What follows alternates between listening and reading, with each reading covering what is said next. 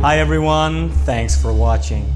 If you enjoy our shows, please like our videos and subscribe to our channel. And remember to hit the bell for notifications. And you can support us via PayPal, Patreon, Bitcoin, and through our website, ageoftruth.tv.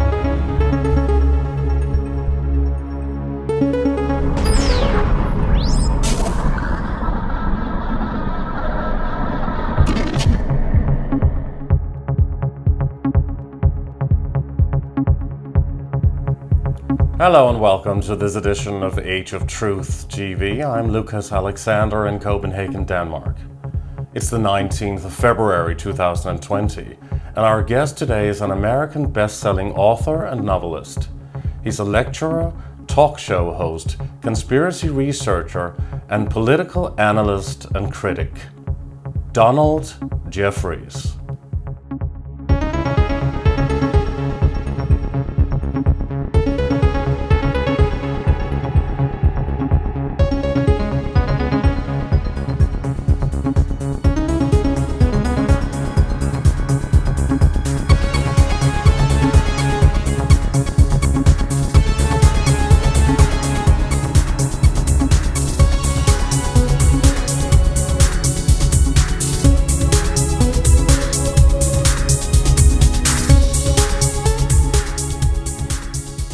Good afternoon from Copenhagen, Denmark, and good morning to you, Donald Jeffries, joining us from Washington, D.C., the nation's capital.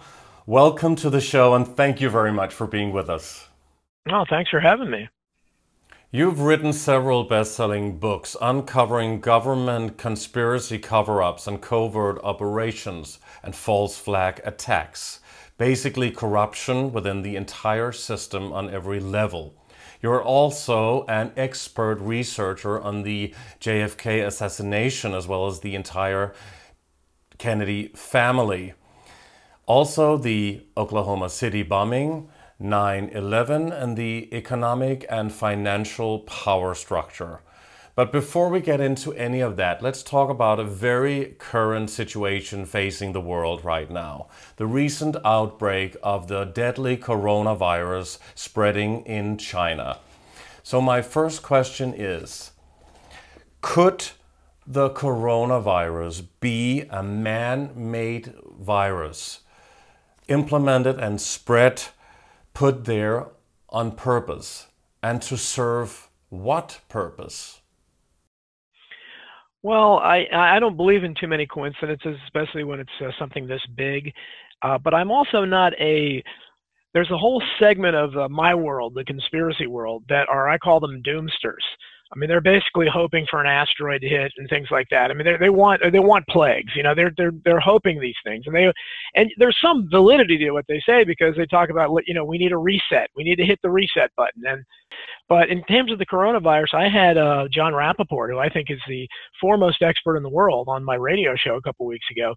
And I tend to go with what he says. He said we heard a lot of this stuff with SARS and some of the other things in the past. And unfortunately, because our leaders, like from Bill Gates, for instance, on the record in this one, it's saying there could be 10 million deaths, you know, and these guys are always fantasizing about millions dying. They're eugenicists. And they're constantly, I mean, in Survival of the Richest, I talked about that a little bit in Hidden History as well. Their comments are on the record. You know, millions have to die, and you know they believe that the wrong people are breeding, and that we need to do something about the surplus population. There's only a couple ways to do that, you know, and cutting down on the birth rate would take a while. So the other way is actually, you know, people, you know, culling the herd, if you will, useless eaters, as Henry Kissinger called them. So there's, you know, it's a possibility. Maybe this is what they've been waiting for, and they're finally going to do something. I do believe if it's whatever it is man-made or at least engineered by them in some way. Look at the way it was handled from the beginning. I found curious that when we first started hearing about it, they didn't quarantine anybody for a couple weeks. Should have been right away. Everybody should have been quarantined. And even this week, I wrote on social media about there was a cruise ship, and there was, I believe, an American passenger complaining about how the State Department was removing some of the Americans from the ship where the virus was supposedly on board. Why do you think they didn't isolate people straight away? I can't think of an innocent explanation. I mean, yes, there's a lot of incompetence in our leaders. There's a lot of stupidity. As I've talked about, there's a mismatch, kind of a stew of corruption and incompetence that is just, really devastating to people, because we have to live under this kind of stuff. But so there's a lot of incompetence there, but certainly someone would have been enlightened enough to say, okay, well, let's, we take so many precautions in our world, about, don't make sure you wear your helmet and all these, our leaders are constantly stressing to a fault. People with libertarian instincts hate that, wear your seatbelt, all this, you have to do this. But something like this, where if you're saying this could kill millions, 10 million according to Bill Gates, then you ought to take every precaution, obviously. Bill Gates warns that that 10 million people could die from the coronavirus.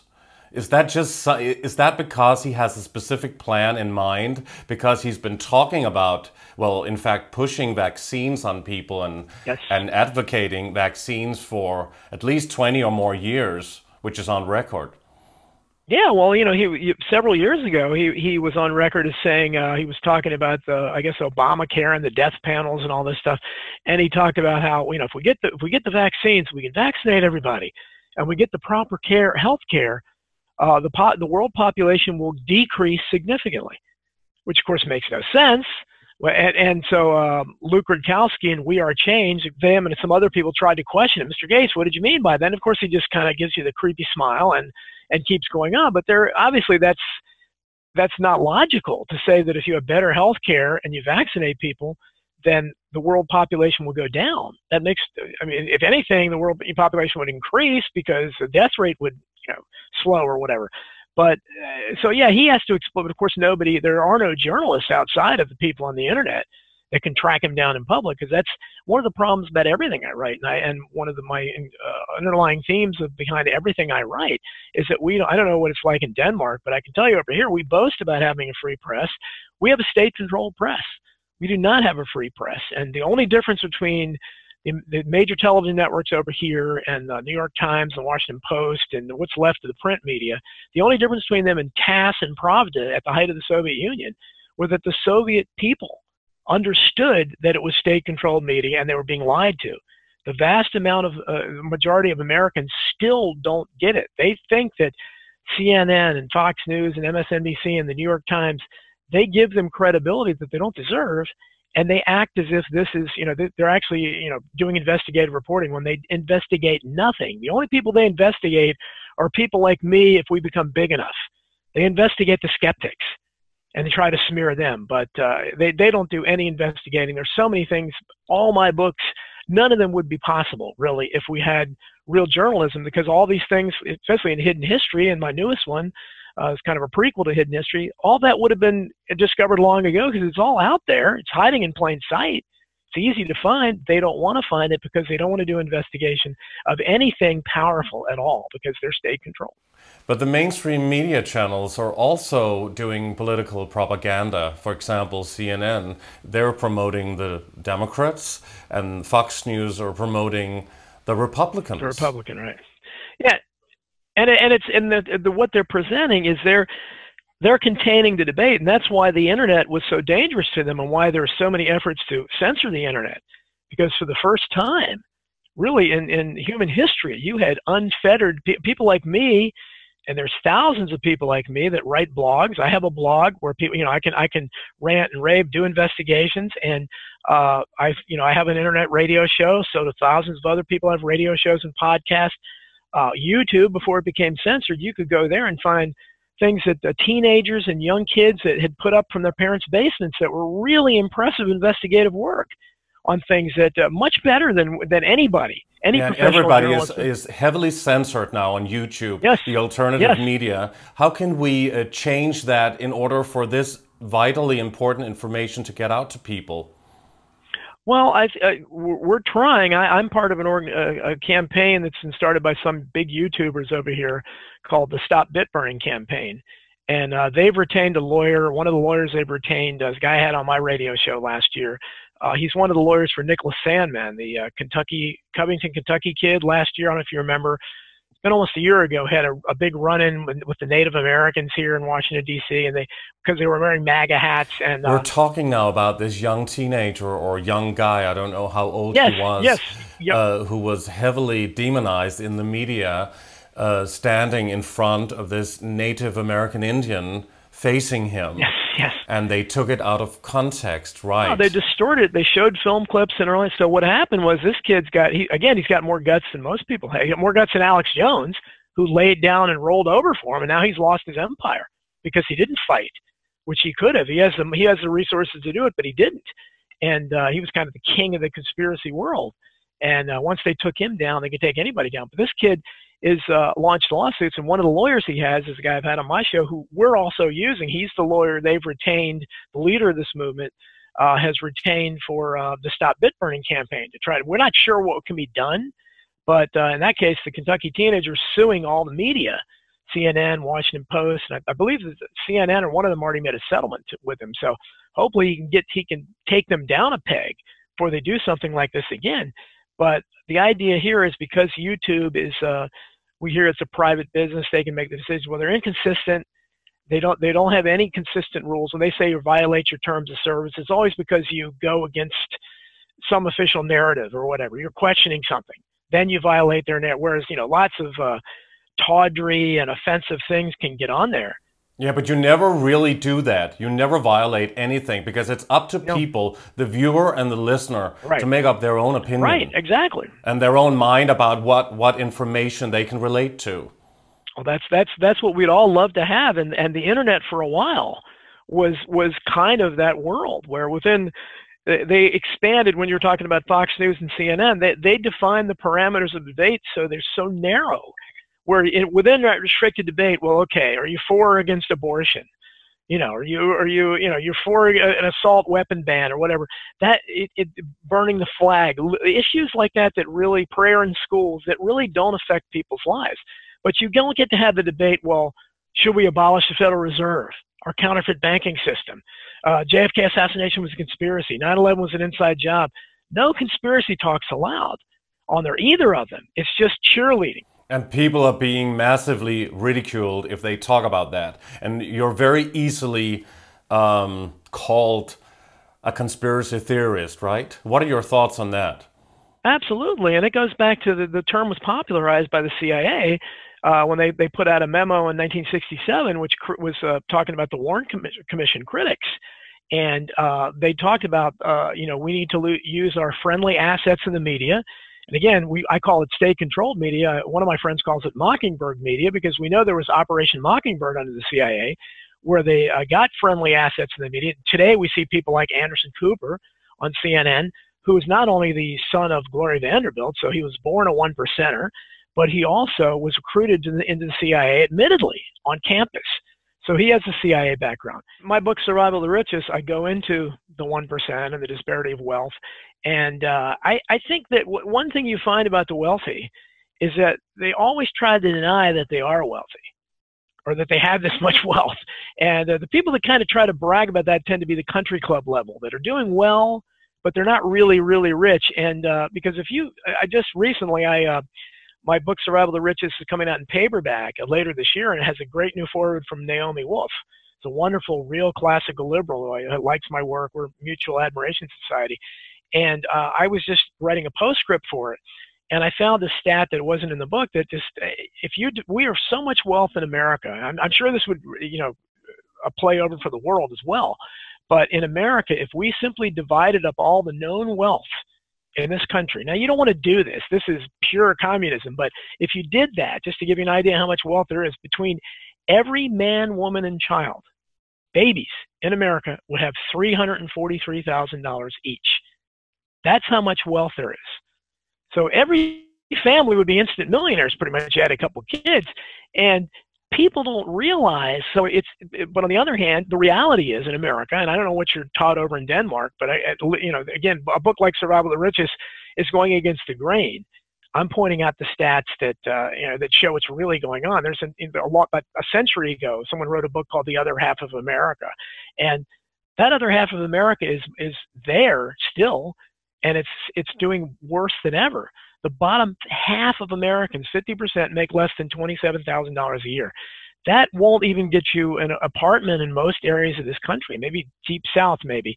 And they have together, they have collectively less than 1% of the wealth, half the country. So that's why I call America third world all the time now, because we're not a first world country, because when half your country can't participate, doesn't, and that's why people like Bernie Sanders that are preaching socialism, and you hear the Republicans try to demonize the socialism, but they're going in that direction because you're not offering them anything. The system isn't working for the vast majority of America. Whatever this is, crony capitalism, whatever it does, it works very, very well for the top 20%, and especially the 1%. But for 80% or so, 70-some% are living paycheck to paycheck, untold record numbers in poverty. And of course, the immigration issue here is something where most people on the left don't talk about. That's why they kind of look at me like I'm a pariah, but it's something you have to take into account, because we're importing more and more desperately poor people into the country because our leaders want cheap labor, and it's driving down wages, killing benefits, and it's adding to that 50%, so it's expanding. Well, originally America was a country based on and founded on immigration, right? Right, and you could make an argument for it up until maybe the 1920s. And what most people don't realize, in America's peak economic, during our peak economic years was the post-war boom after World War II, and that's really the only time America's had the middle class. And and so those of us that grew up at the tail end of that, we experienced an economy no one had ever experienced before. And so we think back fondly on that, but it wasn't like that before. And we're kind of reverting back to previous time. The middle class is disappearing. But yeah, the immigration that was needed up to a point, and added the Italians and the Russians and Germans, added a lot culturally to America. But there was a basic moratorium on immigration in the United States from all immigration, let alone illegal. Illegal immigration was unheard of because we actually defended our borders then. From the 1920s till about 1965, there was virtually no immigration because we didn't need it. And we certainly don't need it now. The reason they tell you they need it is because they want cheap labor. And it's all about getting people in here who will do the job for less. And they're not looking at the long-term picture, was that you're adding to that bottom 50% that has nothing, and you're bringing people that clinging to the middle, what's left of the middle class, they're falling into that bottom 50% too. And it's not a good situation, but no one's talking about it, because even the best people on the left, and there aren't many of them left that are good, they're classical liberals like I am, or populists, even they are blinded by political correctness. Well, does it really matter to vote anymore? I mean, the Republicans and the Democrats, isn't that just some kind of reality show for most people to be concerned about, while, let's just say, a New World Order agenda behind the scenes is really orchestrating, well, everything that's going to happen, and that these people in power, either Democratic or Republican, they're just mere puppets for a while? Yeah, I think I mean, having studied it for a long time, that's why it was particularly, it drove me mad to hear this Russiagate nonsense, because, I've written in my book, Hidden History, I talked about, there was a book called Vote Scam by the Collier brothers. Both of them are gone now, but they wrote it back in the 80s, 90s. And they exposed their inside efforts to, firsthand experiencing voter fraud in Florida, especially, which was ironic because in the year 2000, we had that hanging Chads and the Bush-Gore election that was held in the balance, and the Supreme Court gave it to Bush. But Americans seem to have forgotten all that. And I talk about it, goes back in my newest book to 1876, or even to the Civil War. You had lots of voter fraud. And it doesn't really seem fair, well, if we can even use the word fair, to have a president, say George Herbert Walker Bush, a president, and then after that his son becomes a president, and then we have Bill Clinton, and then after that his wife, even the former First Lady Hillary Clinton, was supposed to become a president, or at least a candidate. And I mean, we have the same kind of people repeating within the same family structure talk about a 1%. Yeah, well that's our. And again, there's something about Americans. I don't know if they really support that, or they just go with the flow and they swallow the propaganda. But they have a history of loving dynasties. Most Americans are bandwagon fans even in sports. They love the teams that win. They want to root for winners, and they want to see the same teams win. I think Trump came along, and I've written a lot about Trump, and I think I was initially drawn to him because his rhetoric was revolutionary. A lot of his stuff, he was saying things that a lot of us have been saying behind the scenes forever about immigration and trade, infrastructure. Because that's another thing. America's just collapsing. We haven't addressed the infrastructure in 60 years. It looked like a third world country. And I live in one of the richest counties in the United States, and the roads here are horrendous. Congressmen drive on these roads, and they still can't be motivated to do something about it. It's amazing. But Trump, I think, tapped into something because he was, for a long time, especially white males in our country, and he kind of represents the old white male. And I think a lot of people rallied, especially white working class, a lot of the old Reagan Democrats. They're tired of being told they're racist, and they're tired of having to apologize all the time for everything they say. And Trump was the first guy to come along that wouldn't apologize a lot of times and was very outspoken and brash and would get right down in the gutter with him and call names and everything. So I think a lot of people are attracted to that. And still, at this point, almost 4 years and almost to the end of his first term, the secret about Trump is that he really hasn't done much of anything. He just talks. He tweets and talks and brags and gets in petty fights on Twitter and stuff. Well, he was actually a reality star, a reality TV star. Yes, he was, yes. And President Reagan was originally an actor. Yes, and there are many parallels to Reagan. He's because Reagan, I write about this in history, Reagan is revered among Republicans and among conservatives here. And he never did, again, he didn't do anything that he said he was going to do. He didn't cut even one sub-agency from the government. The government grew during his years, and that's what he ran on. But people and his tax cuts were only for the very wealthy. And of course, Trump is mimicked that, and he gave tax cuts to the very wealthy again. And he's certainly not cutting government. He's not doing anything about immigration. He's deporting fewer illegal immigrants than Barack Obama did. Most people don't realize that. He just talks and tweets and brags. And unfortunately, he has lowered the level of discourse down to a reality show TV, an idiocracy. And people are so dumbed down now, and he has become such a dividing rod. Yeah, exactly. I was just going to mention that the election of Trump actually saw the so-called truth movement, conspiracy research, which has been blossoming for the last few years. We saw that, well, dividing a lot of people within this movement. And it's been extraordinary to see who within this truth movement is supporting Trump and who is not, or who is actually still saying that it doesn't matter who gets in because the government always gets in.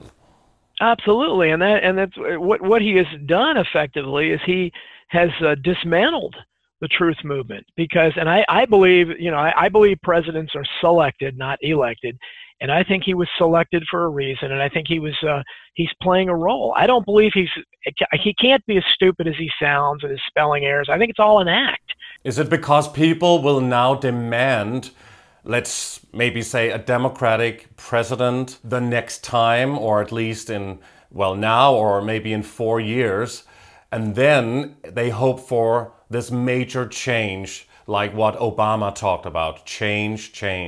Hope and change.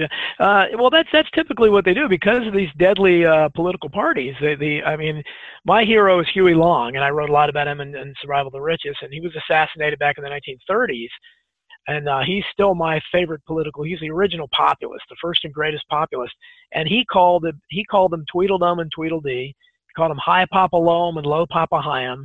And as he said, it doesn't matter who's serving up, who the waiters are when you're eating out, if all the food's cooked in the same Wall Street kitchen. And it's exactly that's what we have between Democrats and Republicans. Whatever they're serving up is being prepared in the Wall Street kitchen. It's the same big wigs, the 1%ers that are behind both of them. They're just arguing over tangential issues. And in this case, Trump, now it's become even dumbed down further because now it's all about Trump's personality. I mean, they're trying to impeach him here over, I mean, nothing. I mean, again, he doesn't do anything. I've tried to point out, you can't do anything wrong if you're not doing anything. And he really just talks and tweets and plays golf. That's what he does. He's a big do nothing. He's all talk and no walk. And but they want to impeach him over some stupid phone call. It's ridiculous.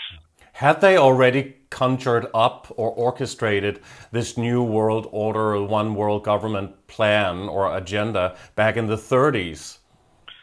Yeah, well, it goes back way. I mean, I think in Hidden History, I have a whole section on that. All the leaders that talk about new world order, you know, that's their favorite expression. And certainly this is something they've talked about. And now whether they will ever go to take the next step to make that official, but unfortunately... but it's already there, isn't it? Even without people really knowing it. Well, yeah, because we have... First, you don't have any... In America, you don't have any representation. 100, 150 years ago, you could walk into the White House and talk to the president. You actually could. You could wait in line and you could talk to the president, 150 years ago. That's hard for people to believe now. You certainly could go to your congressional representative's office and try to talk to him. You can't get these guys on the phone now. So just imagine if you had a world representative. If your representative was in who knows where on the other side of the world, imagine getting any kind of representation out of that. So people shouldn't want that, but people are so dumbed down now. Like I said, I try to explain things like the banking system to them, and they don't understand. I mean, I try to say, do you think it's an accident that Iran is being demonized and North Korea and Syria, and they just happen to be the only 3 countries left in the world that don't have a Rothschild-controlled central bank? Just happen to be. Mere, wild coincidence, but they just don't get it. And I try to explain to them, under our fractional lending system, every loan that goes into place is counterfeit because they only have to have 10% or less of actual money reserves on hand. So just imagine if you ask me, can I borrow $100, and I can just write you a check even though I only have $10 to my name. So where does that $90 come from? Out of thin air. And then I'm going to charge you imaginary interest on it. Now that happens in every loan. So you have all this money out there that is backed by nothing, and it doesn't exist in reality, and you can't get people to understand that. And you're talking about the Federal Reserve and the Council of Foreign Relations, One World, the World Bank. Yeah, all of them. The Federal Reserve is where it's the heart of this fractional reserve system. That's why you have people like Ron Paul, who, another one I was really honored. Ron Paul wrote the foreword to my latest book, Crimes and Cover-Ups in American Politics, 1776-1963. The history they don't teach in schools. So he supports you even though you're talking about these controversial things. Yeah, I think he's not a conspiracy guy, but I think he supported enough of what I said about historical figures like Lincoln and how the founding fathers have been smeared and so forth. And he has nothing at stake now. Right. He's a lot. I don't think I could get his son, who's a senator. I doubt if he would write a foreword for me. But yeah, he's not going to run again, you mean?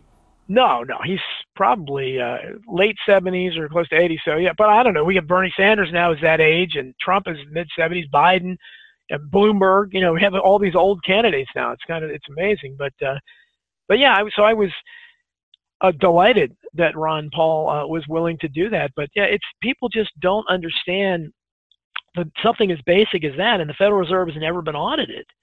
And Ron Paul tried for years to get that. And they did a partial audit just a few years ago, and they found trillions in there that had been channeled to banks around the world and to other corporations. And so we have no idea what they're doing with this money. And they're getting from us, they're extorting from us basically our own money. And it's at the heart of the system that why everything is so rigged, because we don't have an honest money system. So you begin from there, and then you have leaders who don't represent you. We don't have any representation. But a lot of people within the truth movement, they talk about Trump being a so-called good guy, working for the good, working for the white hats, trying to drain the swamp. Do you think that could actually be the case? Well, that's what a lot of people were holding on to for a long time. And he certainly is being attacked still by all the right people. I've said many times that the only thing Trump has for him at this point are the quality of his enemies. He's got all the right enemies. All the right people appear to hate him. But again, I just think you have to see some evidence that he's going to do something. I mean, this is a guy, I have a connection to Roger Stone. because Roger Stone wrote the foreword to Hidden History, the paperback edition. And I talked to him on the phone several times, and early on he told me, you're going to love Trump because he knows about all the conspiracies, and a lot of us are real excited about it. And of course, he hasn't done anything. He didn't even release the JFK assassination. The remaining. Well, he's been supporting Alex Jones, right? And vice versa. Alex Jones has been supporting him to a fault. And unfortunately, Alex Jones and then Roger Stone, when he started getting on Alex Jones, I was on Alex Jones once, years, for my book Hidden History, and they never had me back. But Roger Stone was on there repeatedly, and unfortunately, I think he did so much talking and everything, and that's why he ended up being railroaded. He's been prosecuted over here for just incredibly bogus charges. I've written a lot about it. And my name is connected to him, because everybody sees Hidden History. It's Donald Jeffries with Roger Stone. So I kind of have a vested interest in that. And I don't think he's a criminal. And I think but in America, I don't know how the rest of the world sees it, but we have political prisoners. And Roger Stone, if he goes to prison, will be one. And it's not a criminal in any sense of the word. And realize how they go after people like this. They had a SWAT team with CNN, their advanced knowledge of it, to record it. That it went to his home, pre-dawn raid on his house, made his 71-year-old wife come outside in her nightgown. This is a guy that is accused of process crimes. What did he actually do? Maybe some viewers don't know or have never heard that name. So just briefly, just talk about what the case was. Okay, well, he's a high profile over here, but Roger Stone goes back to the Richard Nixon days. He was like a young aide of Richard Nixon's. He's been a Republican guy behind the scenes. About 15 years ago or so, he supposedly had an epiphany, and he started getting into the conspiracy world. He wrote books about the JFK assassination. He's talked about 9/11 and all these things, and he loved my book, the conspiracy book, par excellence, Hidden History. That's all it's about. And he contacted me and wanted to talk, and I wasn't even sure who he was at that point. And then he really exploded on the scene with Trump, and a lot of us thought he might be Trump's chief of staff. But Trump, as he's done, didn't name anybody like Roger Stone. He named all the insiders that a President Bush would have named. He was all Bush type of people, which really disappointed us. And Roger Stone was left on the outside, supposedly still talking to Trump. But he ended up being prosecuted as a backlash of this Russiagate nonsense. People don't know the real story of Russiagate, where they talk about the idea is that the left, and there's lots of good people on the left, keep pushing this absolute fairy tale. It's a state-sponsored conspiracy theory that the Russians, whoever they are, that they conspired with Donald Trump and his campaign to collude to throw the election to Trump instead of Hillary Clinton. And this is based on real information that is completely opposite, because WikiLeaks, and that's why you get into why Julian Assange is not a free man either. Talk about somebody that Trump should pardon. But Julian Assange released these Democratic National Committee emails through Seth Rich. We believe through Seth Rich. This is a young 27-year-old staffer for the Democratic National Committee who was murdered in Washington, D.C. On the street in a supposed botched robbery where nothing was stolen. Now you can't even mention his name. They get incensed if you even talk about it. His own family doesn't want it investigated. It's never been investigated. Julian Assange all but named him as his source. He was murdered. The emails don't say anything about Russia, but they reveal that the party was conspiring from the beginning to steal the nomination from Bernie Sanders, who was clearly the grassroots favorite of the party and was winning most of the primaries but not getting the delegates, in favor of Hillary Clinton. Somehow our state-controlled media twisted that into some ridiculous Russian scenario where they're the ones that leaked the emails, and they did it to try to steal the presidency from Hillary Clinton, not to benefit her. So and because people like Roger Stone or me and lots of people out here laughed at it and said this is ridiculous and tried to point out the truth, I believe one of the charges against Roger Stone was that he impeded a congressional investigation. And of course, that was the investigation into Russia. And he impeded it by saying it was ridiculous. And so that somehow they twisted that into a charge. And unfortunately for him, he could still go to prison for 7 to 9 years. Trump has tweeted about it and said it's ridiculous, but that's all Trump does. Trump acts like he's sitting in a trailer park somewhere and has no power. He'll just kind of comment on things as if he's not the president of the United States.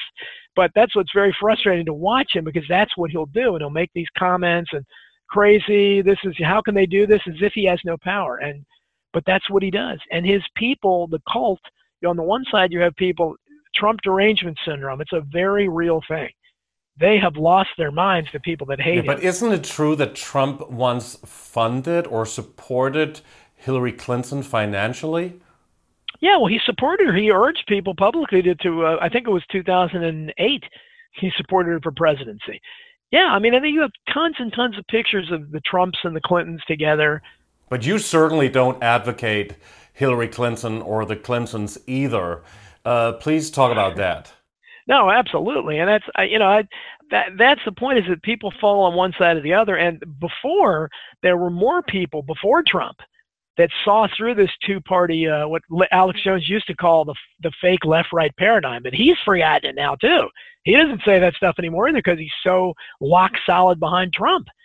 And now he sounds just like a Republican, but he certainly didn't before. But those of us that we understood that there wasn't any, I mean, in hidden history, I got a lot of praise from people from the far left and the far right, because I looked at all these people honestly. I talked about Reagan's real record. I talked about Obama's real record, the Clintons, the Bushes. So no one could say I was a partisan, because I don't think any of them are any good, other than the Kennedys. I do have I'm a kind of a Kennedy fanboy. I think the fact they keep getting killed, kind of speaks well. Can you tell us your thoughts on the suggestion that several researchers have made linking the orchestration and spread of the coronavirus to a climate change UN Agenda 21 New World Order depopulation agenda, and possibly also connected to 5G, electromagnetic frequencies, smart meters, and ultimately AI, artificial intelligence? What are your thoughts on that? Yeah, well, those are all things that are being talked about openly. The 5G thing it's a lot of problematic things involved with that. We know the Agenda 21 is a very scary thing, and the depopulation agenda, again, it ties in with what I talked about earlier. So many of our leaders are eugenicists, and if you look at their comments, they're talking about, we have too many people, we need to get rid of millions of people. They say it in so many words over and over again. So clearly this is something they're talking about. They haven't done it yet. Now that's, whether this is the one, I don't know. A lot of us have been thinking, okay, they're just, is this why they keep having wars? Will they have World War III so that they can wipe out millions more? Is this would that serve their purposes? Or will they come up with a plague, a coronavirus that, but maybe they're scared they won't be immune from it or something. I don't know, but certainly there's a lot of validity to that. There is, it looks to me like there's some kind of depopulation agenda. They don't seem to take that next step. But do you think it's connected to both the climate change agenda and the rollout of the fast rollout of 5G? Yeah, I think all those things kind of go together, because the climate change thing, and a lot of us have talked about this. I mean, if you're, my friend Cindy Sheehan is an international peace activist. She's a great far leftist. I communicate with her regularly, and she's said many times, when this Greta Thunberg, this teenage activist that they promoted, who comes from a family of prominent actors, by the way, in her country. She didn't just come out of the woodwork. As you find in a lot of the cases, they have acting backgrounds. And she plays her role well. But you'll notice, as Cindy Sheehan pointed out, that none of these climate change people, including her, they never mention the U.S. military. They never mention the destruction to the environment that are bombings and occupations all over the world. Not to mention what we did in Hiroshima and Nagasaki when we actually dropped atomic weapons on there. And they don't talk about the Club of Rome manifesto or speech, the book back then in the 70s. The Club of Rome was formed in 1968, and that was already part of this UN Agenda 21 plan, which came about a bit later, right? But all of this was orchestrated even way back to the 50s. Well, if it goes way far, I mean, in my new book, I go back to the founding of the Republic. And so many of these things go back during the, if you're familiar with Abraham Lincoln, for instance, He's considered the secular saint of our society here, of our civilization. So I really had to go against the grain to write this, because in reality, Abraham Lincoln was our greatest tyrant, and he usurped the authority of the presidency. He created the first imperial presidency. To understand how different he was, you have to look at the 15 presidents before him, and then what he did. He overstepped every boundary. He just trampled all over the Constitution.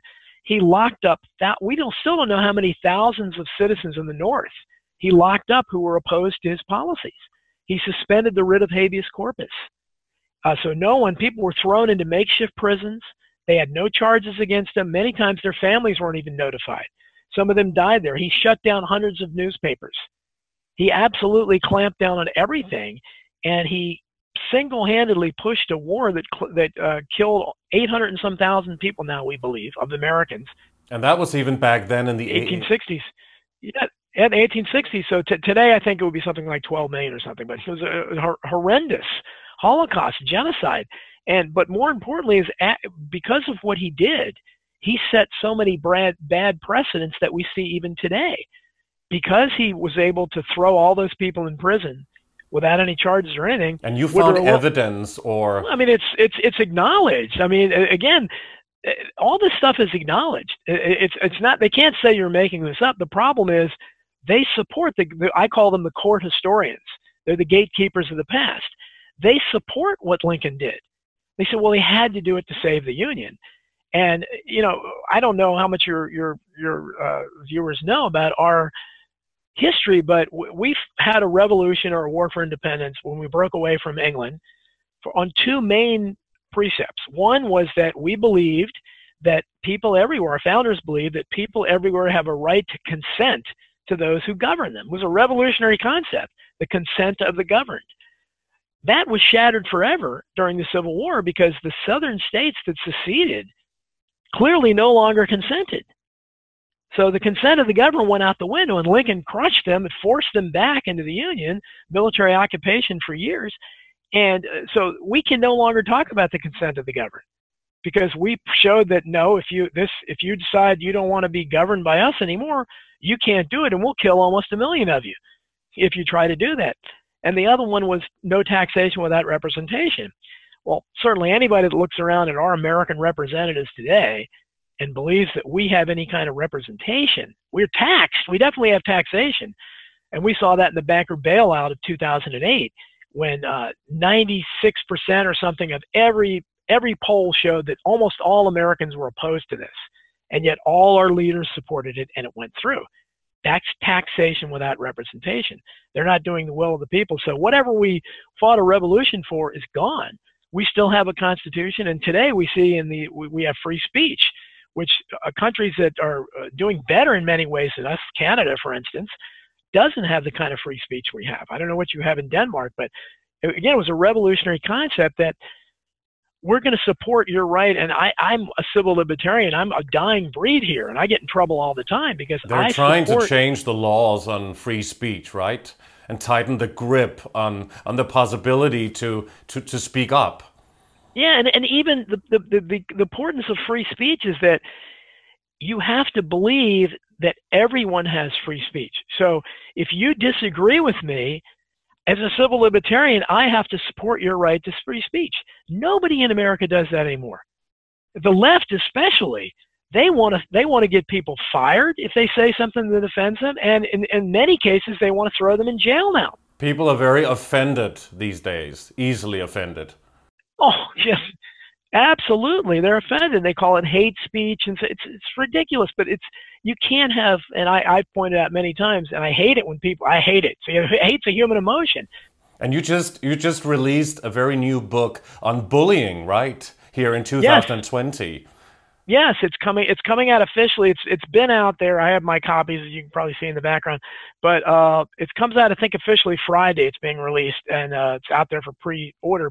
And right now it's the 19th of February, 2020. So in 2 days it will come out then, huh? Right. So by the time this airs, it probably will already be out. But it's Bullyocracy: How the Social Hierarchy Enables Bullies, Workplaces, Enables Bullies to Rule Schools, Workplaces, and Society at Large. And it's a different thing for me. But it's, you know, everything I write is I'm trying to expose corruption. I'm basically a whistleblower, and I'm trying to. I don't like. I'm a do-gooder. I don't like seeing, and I take up for the little guy, and nobody is littler than the bullied victims are in schools and workplaces. And I just, it amazes me what I discovered. All the cases, people that read it will not, and so many people can relate to it. I've heard from so many people who experienced bullying, and this is, again, I don't know how prevalent it is in Denmark. It's the same, absolutely. But it's that personality, and as I point out in the book, there's a thin line between bullying and hazing, whether it's in college or fraternity franks, the military, police, fire. All these people have lots of what they call hazing. They go through rituals. It's the same thing as bullying. And then you have practical jokes, which there's a thin line between practical jokes and bullying, because the whole idea is to make somebody uncomfortable. And there's also a difference between sarcasm and irony, huh? Exactly. And people when you may not be able to beat somebody up in the workplace and hit them in it, but you can still, try to diminish them, make fun of them, gossip about them, spread malicious rumors. That goes on in every workplace in America. And it already starts in school amongst children. Right, and people start, and my contention is, I call the social hierarchy. You can't have, and that's basically popularity, the concept of popularity. So the people that are playing sports, the best-looking kids, these are the ones that are popular, and they are giving all the accolades. They're given all the awards. They're given constant attention. Their egos bolstered, so they become little celebrities in their schools. And you can't have popularity without unpopularity, yin and yang. You know, you can't have beauty without ugliness. You have to have something to contrast it to. And especially in this day and age where selfies are so popular, and people upload videos, also children, or at least young people upload videos and have their own YouTube vlogs. Absolutely, absolutely. So you end up having so if you have some kind of deformity, or you have something unfortunate to you that makes you look unattractive, you're gonna be walking around with a huge target on your back. And people are, I mean, there was a 72-year-old woman that's been emailing me, that's telling me that, and it's hard to believe. I mean, she had polio when she was a child, and she had kids running around kicking her legs, polio legs, and tying her to a tree. Terrible things she went through. And her career culminated in high school when she had never gotten an award. Again, those kind of people that are bullied, they don't get awards. They don't get accolades at all. But they told her she was going to get an award at this big assembly. So her mother and grandmother came to watch it, and they were all proud. She'd never gotten an award before. The principal, and again, this is the head of the school. The principals and the teachers participate in this stuff. They called her up on stage and gave her the award of most unlikely to succeed. Really? No. The principal gave it to her, and then went on to tell her what a terrible student, in front of the entire student body, laughed at. Imagine having to go through life after an experience like that. Unbelievable. And she's not isolated. There were other people where people went through those horrific experiences that teachers, and in this case a principal, even participated in. So that's what the book is about, is that over and over again, it's the same pattern where parents report that their kids came home and talked about being bullied. Sometimes they had marks on their face, especially if it was boys. And it's different kinds of bullying. You have boys tends to be more physical, girls tends to be psychological, and in many ways scars even more. It's kind of the mean girls phenomenon, and harder to prove. But in many cases, I mean, all these cases, they would go talk to the teachers, they would talk to the principals, the school superintendents, the media, police.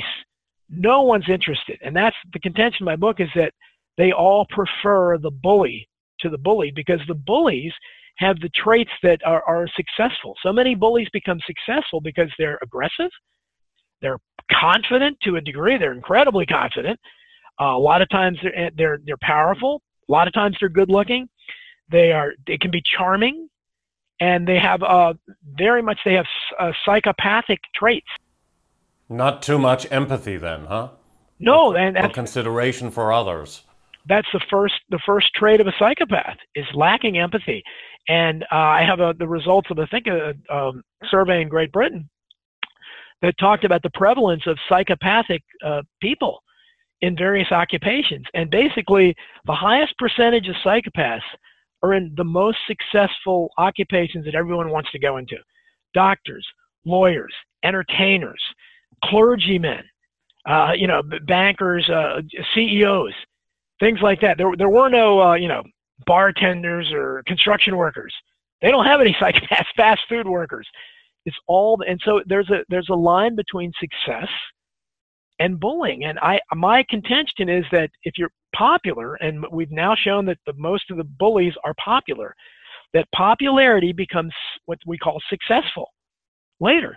And that's why we see so many bully bosses. So they can have that kind of tendency. You see in sports, bully coaches. It's traits that we admire. But also if you stand out and if you're different from the others, then you get bullied as well. That is, of course, legendary. Absolutely. And it's like in many cases, these kids that are, if you're born with a birth defect or something that people can see, or just you have something wrong with you that they can go after, it's like you're walking through those hallways in school like a gazelle, and the lions, the predators are everywhere. They're ready to pounce on you. And it's terrible what these kids are going through. And also being a conspiracy researcher, or in this truth movement that we talk about, people are also exposed to bullying in this field, huh? Oh, sure. And, I have a thick skin. I've developed a thick skin on it, and I won't be bullied. And I can, fortunately, I have a way with words, so I can defend myself. But a lot of people don't. And so I can have enough of a wit, and I can come back. But a lot of people can't. And you're right. There's an easy way to marginalize and smear somebody and say, oh, you're a conspiracy theorist, you're a wacko, you're a nut job. I mean, they have tons of names that these tolerant people have for you. But I won't take any of it. I say, look, if you can find any theory in what I'm writing, let me know what it is. But you also started very late in life, right? You didn't start writing, well, before you were 50. Is that correct? Well, as far as getting published. But yeah, I started out as a teenager writing. I was always writing. I used to write songs when I was young. I wrote a lot of songs. I wanted to be the next Bob Dylan. And poetry. But then you get married, you have kids, and you put it on the back burner. But I never forgot my dreams, and I still wrote on the side. And but I started out down the conspiracy road in high school as a teenage volunteer for Mark Lane, who was the most high-profile critic of the Warren Report. He wrote Rush to Judgment. He was my mentor, great civil libertarian. He's my hero. I looked up to him. I started. We worked for a group called the Citizens Committee of Inquiry. We're trying to reopen the JFK assassination investigation. And so I just started reading, and, again, on the side as I'm doing all these life things, married, having children, coaching. I did a lot of coaching in both my kids' sports teams, volunteering in school, normal things. But I still had that philosophy on there, and I was reading and researching, and eventually I started writing nonfiction, and then I had much more success. I had the one novel published, but it was a much smaller publisher. The nonfiction, though, has been much more successful. So I just, Bullyocracy would be the fourth nonfiction book I've written. I have another one that's complete that I'm waiting. It's on Showbiz, actually, something different that I'm hoping to get published down the road. But yeah, I never gave up on I tell people, don't give up on your dreams. It's something I always wanted to do. And I didn't think that I would have, 5 books published at one point, but it happened. I'm very grateful for it. There's just a feeling when you see your name in print and you hear from, just the idea that anybody in your country that far away would have read something by me is thrilling. But I hear this stuff all the time. People from way far away in the world that read one of my books or heard an interview or something. It's very gratifying to know that you have, in my small way, that I had that kind of an impact. But you started out researching the Kennedy assassination, and there's been a few of those actually, and you really go in depth in your books. Also in your lectures, you talk about this, trying to connect the dots of what really happened. So please talk about the whole Kennedy conspiracy and cover-up. Okay, well, yeah, that's my baby. You know, that's what got me started down these rabbit holes, and I came by it naturally because I come from a Catholic family. Kennedy was the first and only Catholic president, so my family loved him, as most Catholic families did, and I was 7 years old when he was assassinated, and it's one of my earliest memories because it had such an impact on me. That everybody sitting around the TV crying, and just the nonstop news coverage. So clearly, I was infected by it. And I remember when Oswald was shot by Jack Ruby, even as a 7-year-old, I was going around telling people, well, Jack Ruby shot him to shut him up. Apparently I saw something as a 7-year-old that our professional journalists didn't, because they couldn't, apparently they weren't skeptical or suspicious of it. But I kind of put that on the back burner, but I remained a Kennedy fan. And when Robert Kennedy, JFK's brother, ran for president in 1968, I was already a political junkie. I mean, I was following the primaries, and I remember my dad was a big political guy too. And I woke up because it was a California primary, so I had to go to bed. It was a school night. And I woke up, and the first thing I yelled out to him was, "Dad, did Bobby Kennedy win the California primary?" He said, "Yeah, he did, but he was shot." That's seared into my memory. And I was just devastated all day. I knew he was going to die. I knew there was no hope for him. And I was crushed. And he was killed by this Sirhan, who was supposedly an MK Ultra mind-controlled, programmed, well, asset or slave. I don't know what term you use for that. Do you think that there's any truth in that? Well, yeah, they've used a little bit different scenario than JFK. We know they blamed it on Lee Harvey Oswald. If you study the evidence at all, Lee Harvey Oswald didn't shoot anybody that day. He was a patsy, and he was engineered into that position to be blamed for it. And they engineered a really bogus, laughable trail of evidence against him, but the people swallowed it. Some people did anyhow. RFK, they used something completely different because they did have clearly an MK Ultra Manchurian candidate type of guy in Sirhan, who was there and had a weapon. I don't think he hit anybody. I think he was just firing wildly. He certainly didn't fire the fatal shot that killed RFK. Someone else did. And you just mentioned the Manchurian Candidate, which was a film released in 1963, I believe, but wasn't it made the year before in 1962, and they postponed the premiere until after Kennedy was assassinated? Yes, and it wasn't shown on television for a long time either after that, because it was connected to that kind of talk, the conspiracy talk, and it was way too close to what actually really happened, huh? Yeah, I think that they wanted to basically steer clear of that. They didn't want the masses to be reminded of it. But so when RFK was assassinated, I said that crushed me. But I didn't. At 11 years old, I wasn't really looking into conspiracies yet. But it wasn't until I became a teenager and Watergate came, and I was your typical liberal Democrat, a very far left Democrat, and I thought the Democrats were the good guys, because the Kennedys were Democrats. So I thought it was just the terrible Republicans. I hated Nixon. Nixon was a bad word in our house. So I was so happy that I was like the Trump derangement syndrome people are now, that just want Trump to be taken down on anything. So that's what I wanted. And at that time, I wanted to be a journalist like Woodward and Bernstein. These are my heroes. Wow, this is cool. I can take down these powerful people. And when I got in Mark Lane's group, I started discovering the assassination. I thought, wow, this is incredible. Watergate's nothing compared to this. So I thought, I'm going to contact the media people. And that was harder in those days. Before the internet, now maybe you could. But back then you had to call stations and newspapers and try to talk to them. Of course, you could almost never get them. But my idea as a naive teenager was that these great liberal guys, that took down Nixon, if I could just let them know about this conspiracy to kill JFK, they're really going to be all over this. And that's how naive I was. I didn't understand at that point that they had been covering it up already for 10 years or 15 years. And so that was what was really disillusioning me, to find out that these great liberal Democrats that I loved were largely disinterested in who killed the Kennedys.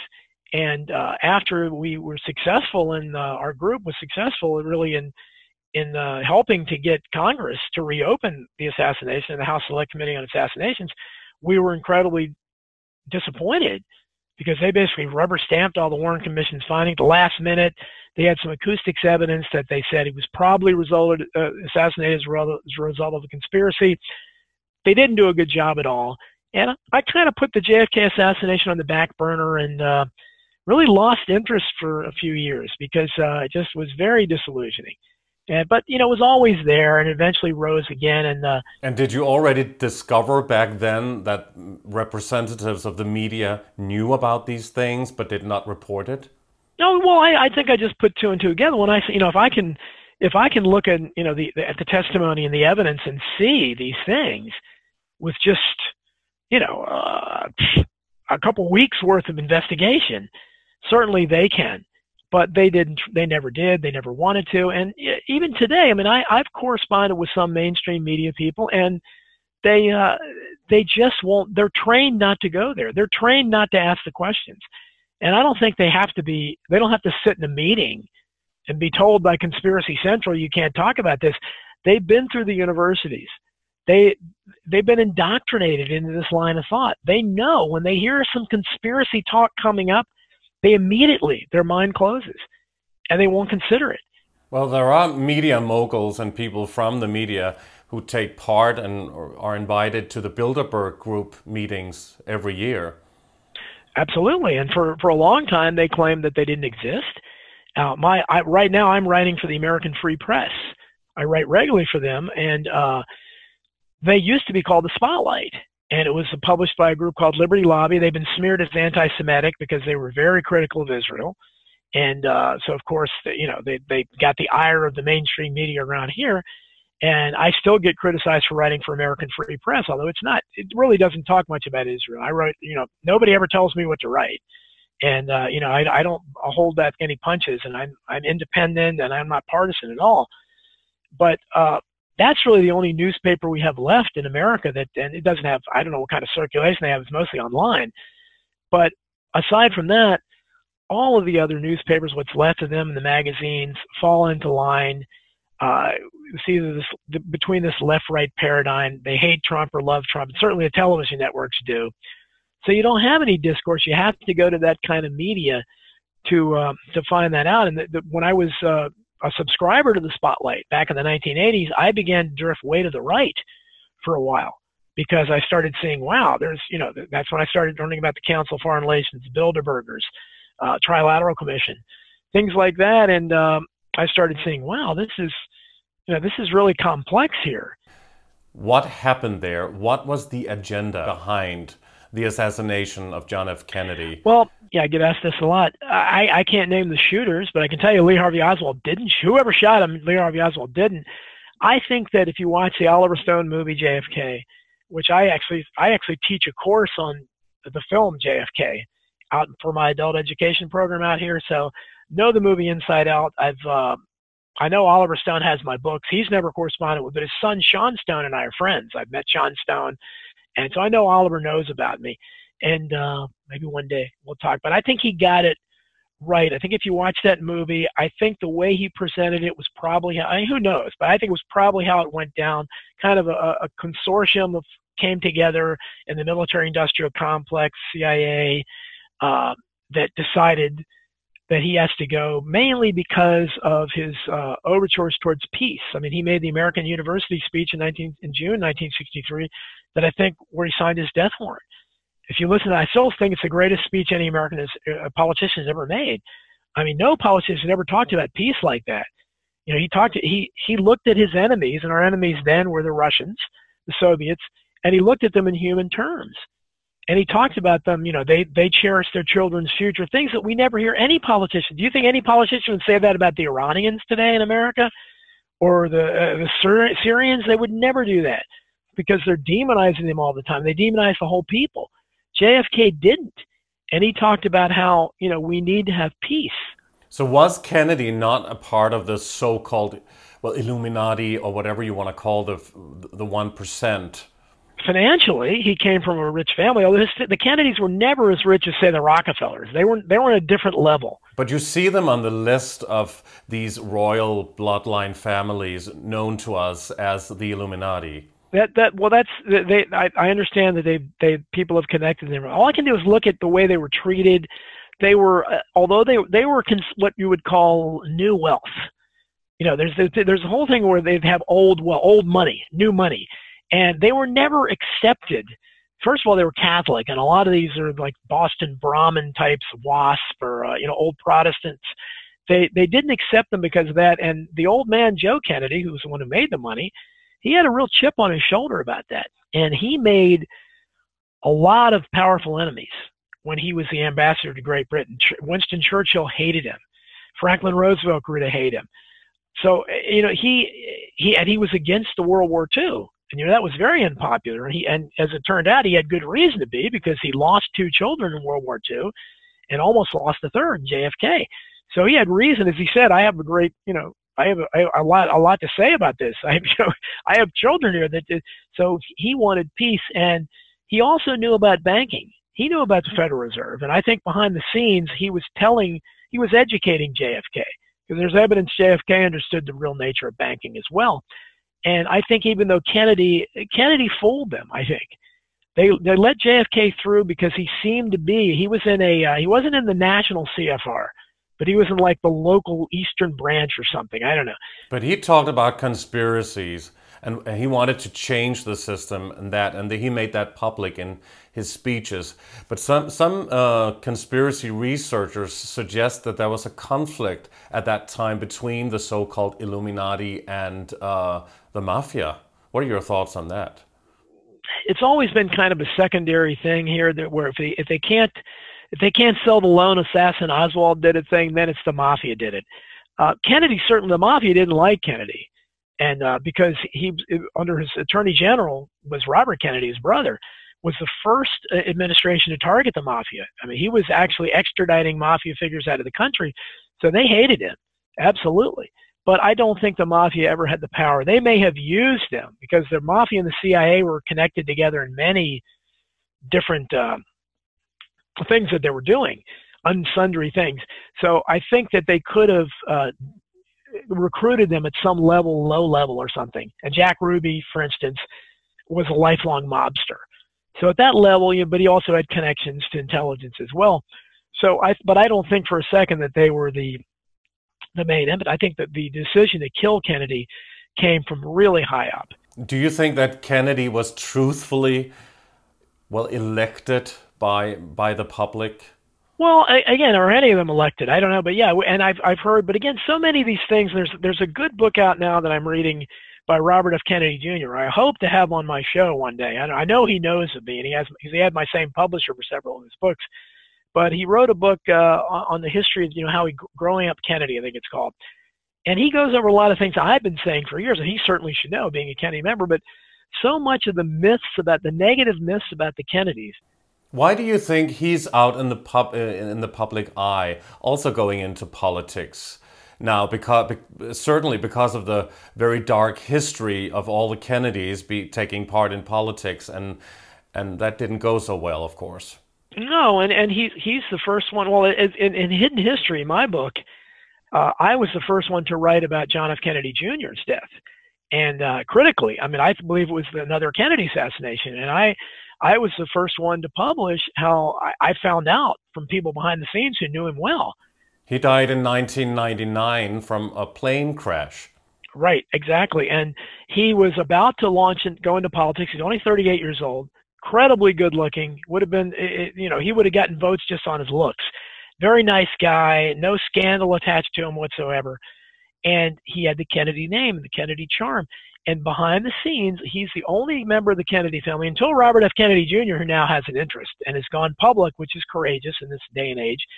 But behind the scenes, JFK Jr. was obsessed with his father's assassination. That's what I found out. He felt he had a quest to find out. In fact, he was on the verge.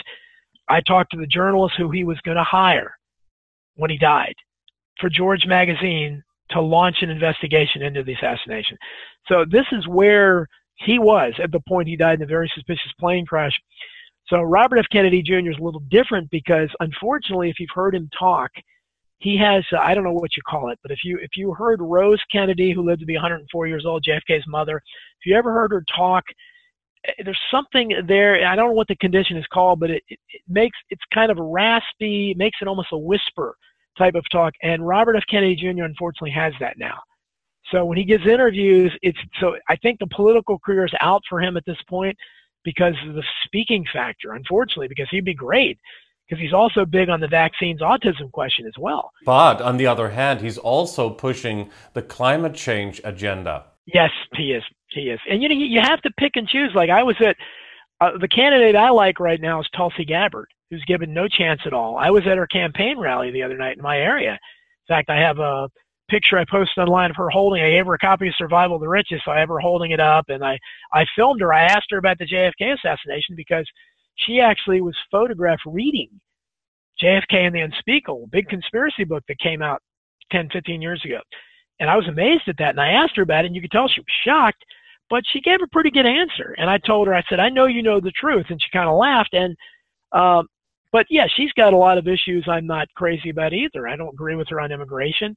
And Robert F. Kennedy Jr., yeah, it's very, I don't understand his views on climate change. But again, I think you have to pick and choose. So you can never get the full truth when we talk about politics, can we? No, you have to go where you can, what's important. Like for instance, Trump, the reason I supported Trump was because I believe immigration is a huge issue. And I thought he was going to do something about it. He hasn't. But Trump is also the president advocating and saying yes to the rollout of 5G. Right. Exactly. Well, Trump's got, even when I supported him, he had lots of bad qualities. I mean, he was never, although he did mention many times we need to stop the endless wars, which was great. And that's what I love about Tulsi Gabbard. She's very anti-war. But Trump was always pro-police state. In this country, we have built up a huge police state. I mean, we have videos you can find online every day of police harassing people, innocent, motorists mostly. And Trump wants to give them more power. He thinks the police are great. But I guess they all do that, right? For the most part. Now, none of them are criticizing the police, no. Well, please go back to JFK Jr. and your thoughts on him being killed in that plane crash. There are some researchers, though, who suspect that he's not actually dead and that he faked his own death. Yeah, well, that's unfortunate. That kind of stole my thunder when and that's part of the Q movement, the QAnon. The QAnon people are the ones that believe a lot of them believe he is Q. Whoever Q is, this QAnon person, that's the theory there. Really? Yes, they believe he faked his death, and he's working behind the scenes with Donald Trump. Because apparently they were friends in New York. Now, that's about as far-fetched a theory as there is. So I try to just basically say, look, I know what they told you happened didn't happen. But what if he's not working with Trump, but is still alive? Well, we'd all like to think that. It was tragic that he died at that age, and I think he was a good person, so we'd all love that. But I mean, people say the same thing about Jeffrey Epstein. Well, Jeffrey Epstein, I think it's more likely because Epstein, someone at his level, well, everybody outside of the mainstream media knows that he didn't kill himself. Okay? Everybody else understands that. But whether he was actually killed or whether he was escorted off stage and he's on a deserted island somewhere, drinking pina coladas. He already had one island. Exactly. He already had his own island, so that could easily be. JFK Jr., it's a little because, we know there's a history of the Kennedys being killed and dying unnaturally, and knowing what JFK Jr. was into, that he was the only one that behind the scenes was really, hey, I got to find out who killed my father. It's almost a Shakespearean thing. You go back to Hamlet, you have a crusade. It's, all the Kennedys' lives they're like Greek tragedy or something because they're just, people don't realize, and this is what draws me to them, how many of them have died. How many did die? Those 3? Well, no, if you look at Joe Kennedy Jr., the old man, just imagine a father. He had 9 kids. He lost 4 children to separate unnatural deaths. His oldest son was Joseph Kennedy Jr., who I'm the only one I've tried to investigate it. It's pretty hard to. It's a World War II bombing mission where his plane blew up. His body was never found. He was going to be the politician, and he was better looking than JFK. He was a natural politician. His father was pushing him, and he wanted to go into politics, unlike JFK, who wanted to be a journalist. He wasn't a natural at it. He grew to become great at it. But when Joe Kennedy Jr. died, I think that was probably the first Kennedy assassination. But I can't prove that. I just suspect in light of what happened afterwards. He died. On top of that, Joe Kennedy's oldest daughter, Kathleen, died in a separate plane crash during World War II. So just 2 kids in separate plane crashes. What are the odds of that?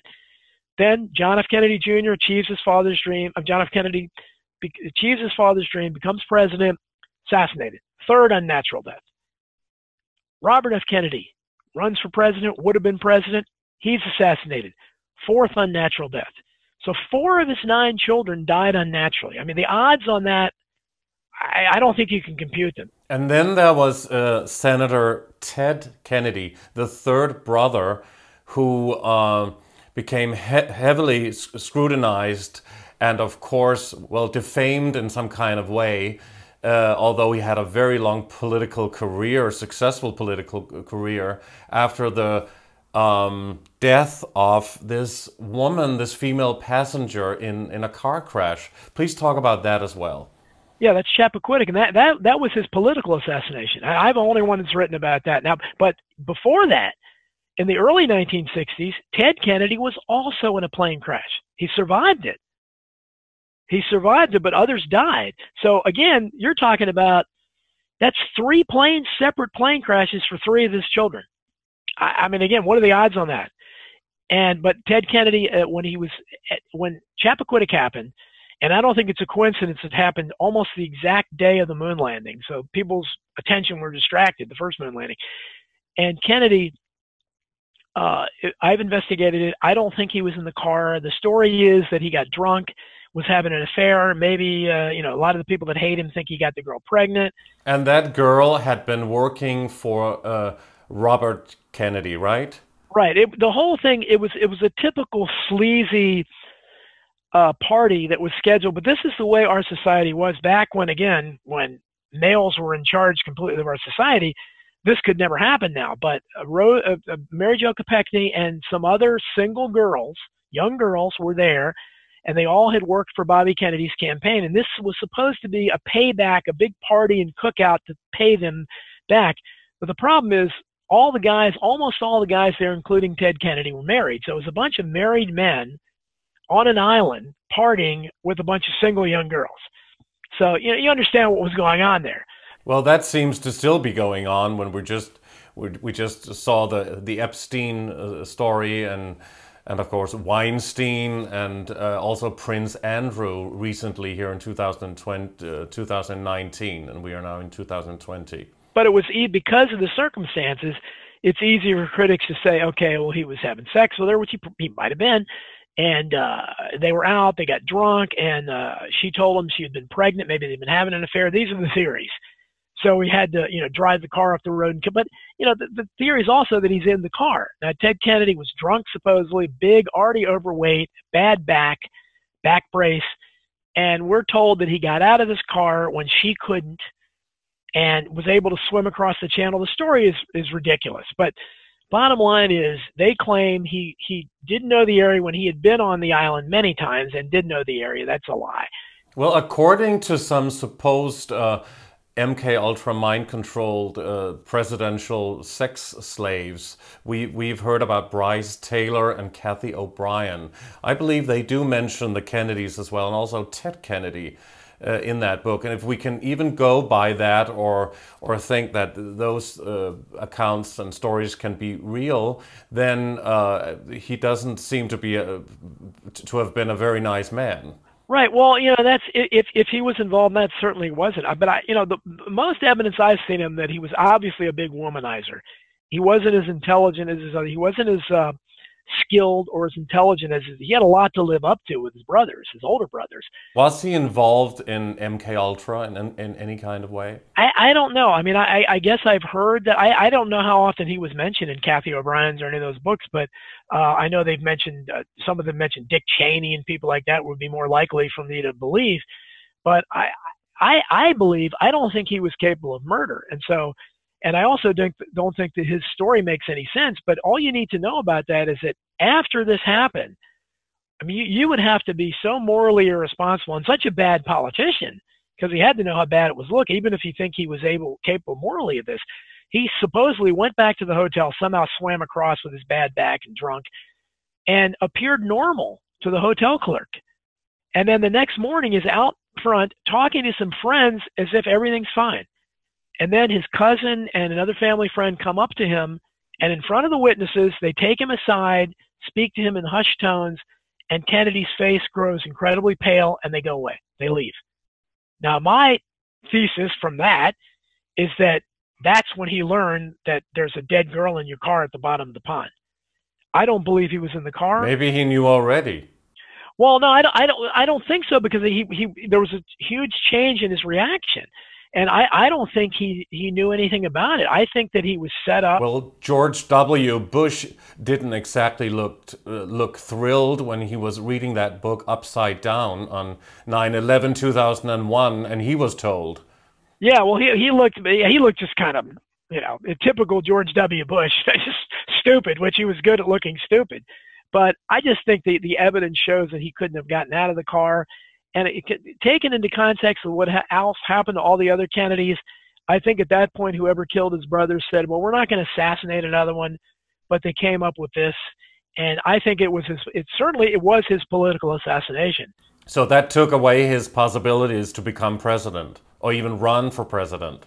Absolutely. He would have been, unquestionably, he would have been the Democratic nominee in 1972. And even if somehow he couldn't have beaten Nixon, which I think he could have, he would have easily won in 1976. But he ran later, right? Yeah, they're still trying to figure what that meant. Yeah, he ran in 1980 way after the fact.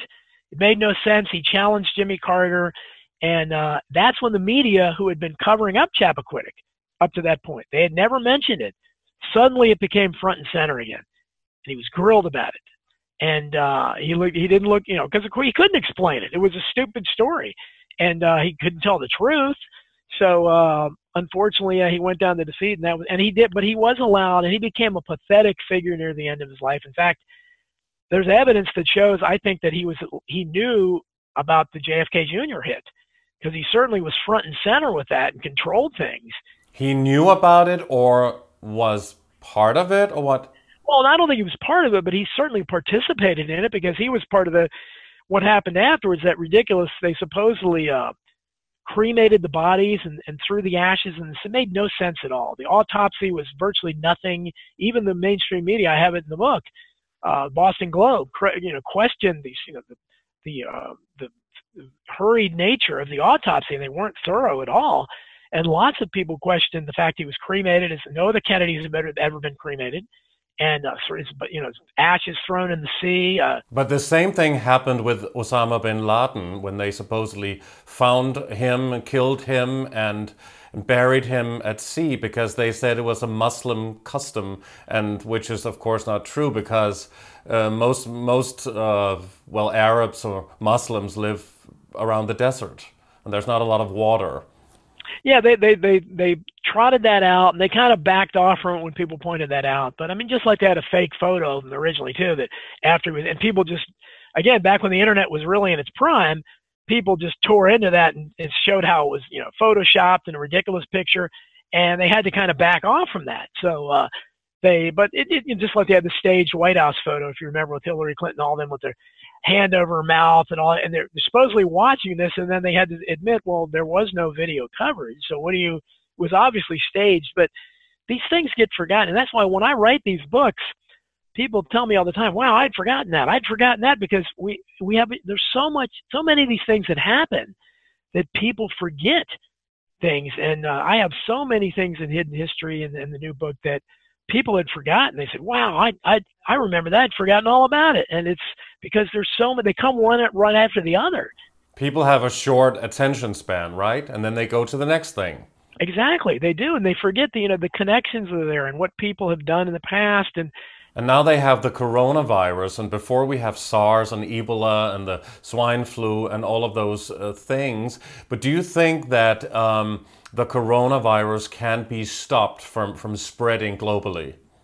Well, I don't trust our leaders to stop it. If it really, that's the problem. That's where you get into the corruption versus incompetence.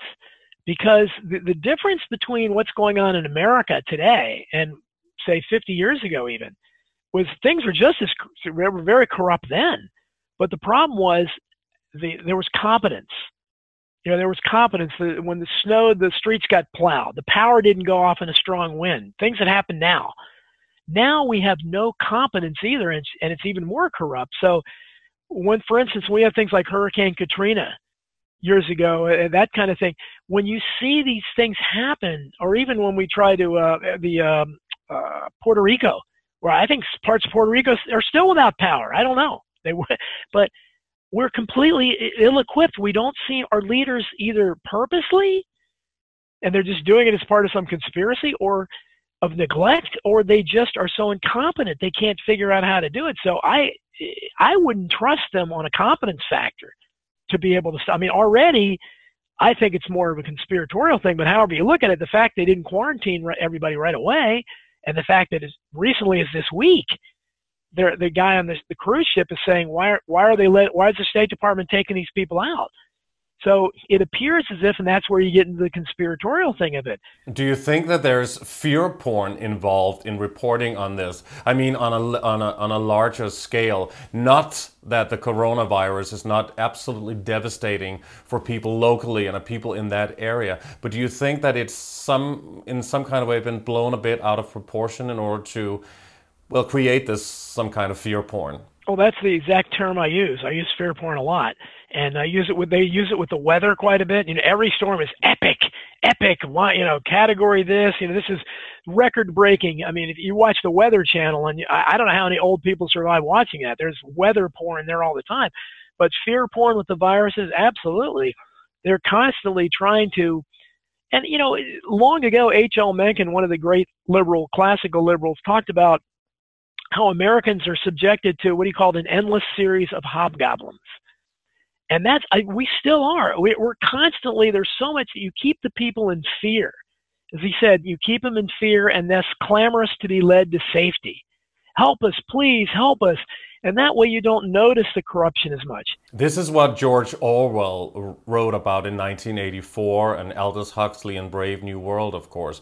Did they actually know something already back then about what was going to happen? Well, I think Orwell, 1984 is my favorite book of all time. It's a textbook still for what's going on. And, you know, he invented so many things that, you know, from Big Brother to thought crime to thought police that, you know, we use every day, memory hole, things like that, you know, people don't realize that they all came from Orwell's mind. I think Orwell was an outsider, and I think his was a warning that he saw the way the world was going in the direction. Huxley was an insider. And I'm not sure Huxley didn't want that stuff to happen. I have some of his quotes, a lot of his quotes in the hidden history.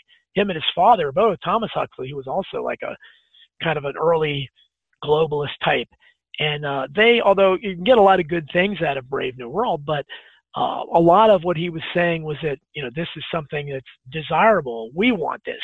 Whereas I think Orwell was warning against it, and Orwell died very young. I think he was only 40-some years old. And if you read his book today, there's this, I think he would be amazed if he was alive and he saw how far we've gone beyond anything he could. I mean, in our area, I don't know what it's like in your country, but in my area, we have stoplights at every camera. We have cameras everywhere, and no one senses the irony. They'll go and read 1984, and it's like, the cameras are everywhere. They're watching you. This is what he talked about, but they don't sense it. Well, it's data collection, right? And now with 5G, also with smart meters, Internet of Things, and ultimately AI, artificial intelligence. Please talk briefly about how you think that is connected. And can we stop the rollout of 5G, do you think? Well, it looks like there's a huge push for it. And again, you have grassroots opposition to these things, but the problem is it doesn't matter. We go back to the banker bailout. 96% of Americans were opposed to it. Didn't matter. Our leaders wanted it, and they don't care about the will of the people. So something like this, 5G and things that a lot of people don't understand. But they will be affected by it as well. They will. These electromagnetic frequencies and the radiation coming from these 5G towers, and we will still have 4G, 3G, and what was before. Right, exactly. And you'd think they would have some kind of vested interest there, but as I pointed out, you know, they're also part of this terrible infrastructure. Like I said, they're in my area. Lots of wealthy people live, and they're, you know, a lot of them are politicians or national journalists out of Washington D.C. they're the ones that are dealing with power outages that sometimes last days for no reason. And, they're putting up with it. I don't know why, because you're right, they're part of it too. They're driving on the same roads that have potholes that don't get fixed. And why they put up with it, I don't know. They're subjected to the policing for profit, where the police harass people on stupid, illegal U-turns and dumb stuff like that, instead of concentrating on real crime. But I don't know why. Maybe they have a higher interest, or they have to support it. I don't know. But yeah, you'd think that they would. But it's the same reason I think they're not. When they do the things when they pursue the policies they pursue, they're being so short-sighted. Apparently, they don't care about their grandchildren, great-grandchildren's future, because they're ensuring that whatever's left of America is, they better hope they're left within whatever elite is left, that their kids or grandchildren become that elite, because they're ensuring they're squeezing out people, and it's becoming more and more third world, so that you see, like you have in third world countries, where most of the population has nothing. And then you have a super elite at the top that has everything, that live like kings. And that's the direction America is heading. And you'd think they'd be wise enough to realize, hey, this may impact my grandchildren, great-grandchildren. But we see the dysfunction in families at the top too. So a lot of them don't talk to their kids and grandchildren. We see that everywhere. It's probably in your part of the world too, but in America, certainly. Mass dysfunction. I mean, there's dysfunction. There are few families that I know of that don't have some kind of tremendous feud between parents and children or siblings or something. It's everywhere. So that happens in the 1% too. So sometimes they don't care. I'm disowning you. I don't care. You do what you want. And so it's not a good situation. And I never run out of things to write about, because there's so much of this going on, and it all interests me. So please talk about your thoughts on vaccines in general. Should people vaccinate their infant babies and children in general? Well, I think the evidence clearly shows that just autism alone autism was pretty much unheard of 50 years ago.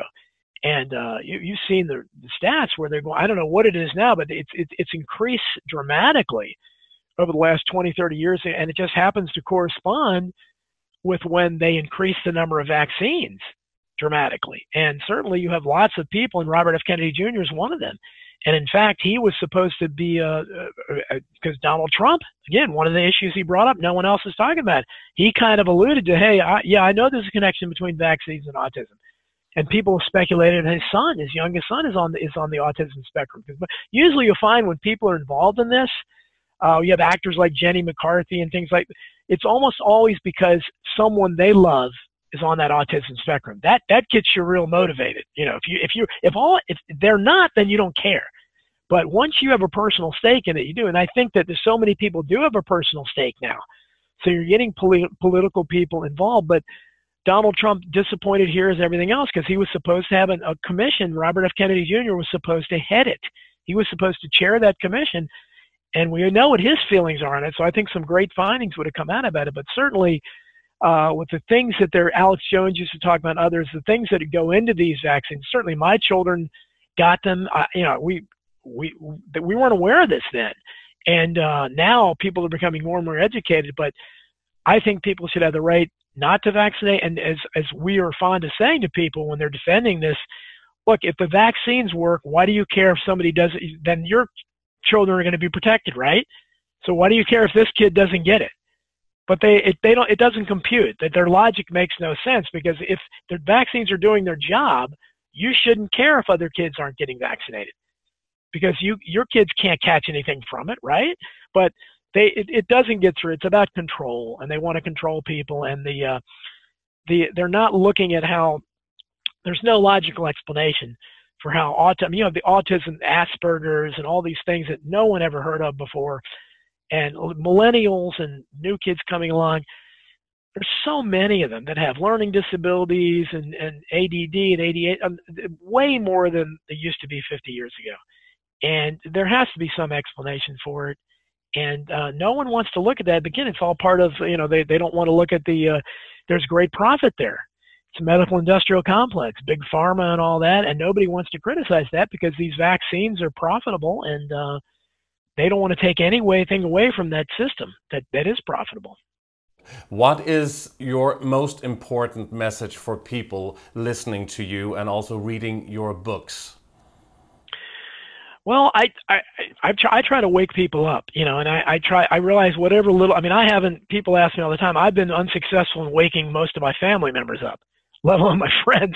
And that's just the way it is. But I wake up strangers, and I love hearing from people that, you know, your book changed my life, things like that. It's great, you know, hearing that. This is wonderful. But I think Robert F. Kennedy, in his most famous speech in South Africa, he talked about sending forth tiny ripples of hope. And he talked about, you know, every time a man stands up for an injustice, he sends forth a tiny ripple of hope. And those tiny ripples of hope all around the world can come together and form a tidal wave that will break down the mightiest walls of oppression and injustice. So I like the tiny ripples of hope analogy. So I like to think everything I write, every interview I give, I'm sending forth tiny ripples of hope. And hopefully there's a new person or two each time that gets inspired, and they start trying to send out tiny ripples of hope. And, you know, it just multiplies like that, because that's really all we can do. Because as you noted, I don't think we can vote our way out of this, because the electoral process seems corrupt. We can't go to the media, because the mainstream media is part of it. They're in on it, for whether they're conspiring consciously or they're just so asleep that they can't conceive of these things are going on. That's the problem you have with most people, is that you can't make them aware that things are this. They don't want to accept it, especially if their lives. I have a much better audience of people that aren't doing well, but most of the people I know are doing pretty well. So they're not a receptive audience, because if they're doing well in the economy's great for them. If their kids were able to go to college, you know, and they got good jobs, everything's fine. So people should not fall into the fear trap and become fearful when hearing this. No, I don't think there's, because you can't lose hope. And you know, it's like Orwell. Going back to Orwell, he said, you know, he talked about the inner party, which the hero Winston Smith worked for, and he talked about the proles, the proletariats. They made up the vast majority of the population. Well, we have proles now. We make up the vast majority of the population, but just like the proles in Orwell's book, they were distracted by sports and lottery and drinking and they petty arguments. That's what our proles are. You have to get them to come together, because if the proles came together, they could overcome the party, the people that are ruling us, in a second. But I think that at this point, it's been so successful for them, they don't even fear that, because they know that you can't get most people to understand what's going on. You tell them and they just, oh, you're crazy, and they just go back to something that first of all, they don't want to confront it, because it's not comfortable, it's not fun. It's not fun, especially when you go into like child sex scandals and all that. You know, when you think that there's evidence that there's, you know, child sex trafficking rings with Epstein would exemplify. These are really dark and sinister aspects that no one wants to consider, and you have a hard time, or the hoaxes and things like that, where they appear to be staging things and all that, and nobody wants to go down there because it sounds crazy, and they realize that they take that step. They might talk about the JFK assassination, maybe 9/11, maybe, but beyond that, they don't want, oh, you think everything's a conspiracy. That's what I get. But people are afraid not to fit in and to be ridiculed. Exactly. You'll be much more successful. I mean, look, if tomorrow, if I could write a book, if I could morally write a book saying Oswald did it, I would make a lot more money at my books at that than I would at anything else I could write. And that's been proven. The people that could do it, they made, even though they didn't sell, but they were given big advances, and just like, you know, Barack Obama or somebody writes a book, Hillary Clinton, they're going to be given millions of dollars in advance that the company will never make back, because they're not going to sell anywhere near that amount of copies. But it's not about money sometimes, it's about propaganda. So something like putting it out there that JFK was killed by Oswald, yeah, we'll give you millions for that, even though it's not going to sell, but they don't care. And that's what they did with Gerald Posner and Vincent Bugliosi when they wrote Lone Assassin books in the 90s. They didn't sell, but they made a lot more money than people like me writing Hidden History or lots of the other JFK books did, because even though ours probably sold more.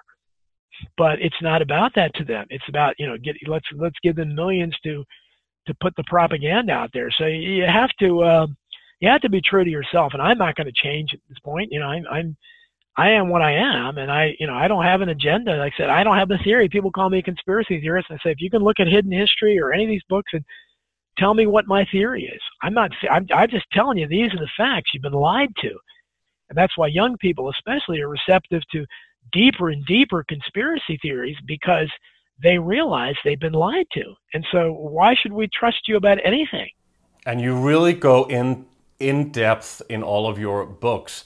And you have 5 books now, and you have a new one just coming out. And if people would like to purchase your book and read more, and also maybe to contact you for either an interview or a lecture or anything, do you have a website that you can mention, contact information? Yeah, well, my blog is pretty popular. I write there. That's the way to get to me. DonaldJeffries.wordpress.com. It's called Keeping It Unreal. People can email me. My email is authorjeffries@gmail.com, and I do lots of interviews. I never turn anybody down. Anybody that's interested in talking to me, I'm certainly interested in talking to them. So I like to get the word out, and I'm easy to find. And you just Google me, you'll find lots of interviews. You'll find articles. You know, Lou Rockwell, who was Ron Paul's former chief of staff, he has a big website. He publishes a lot of my work. And your latest book is called Bullyocracy, right? Bullyocracy is late. Well, the Crimes and Cover-Ups is still very recent in American politics, 1776, 1963. That is a forward by Ron Paul. But yeah, Bullyocracy is about to be released in a couple of days as we're recording this. That's Bullyocracy, How the Social Hierarchy Enables Bullies to Rule Schools, Workplaces, and Society at Large. So there's a lot there. Whatever you're interested in. I write about social phenomena like bullying, and Survival of the Richest is more of an economic book. It examines how our system is rigged against the poor and the working class, and in behalf of the wealthy, the 1%.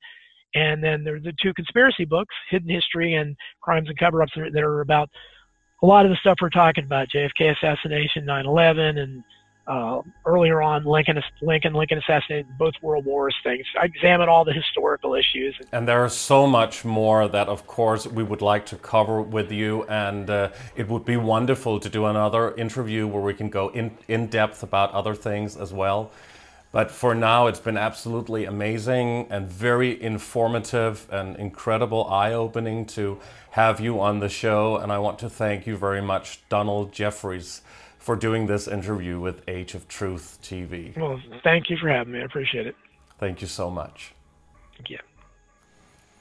Thank you very much to Donald Jeffries, and thanks to all of you for watching Age of Truth TV. You can support us by clicking onto our website, ageoftruth.tv.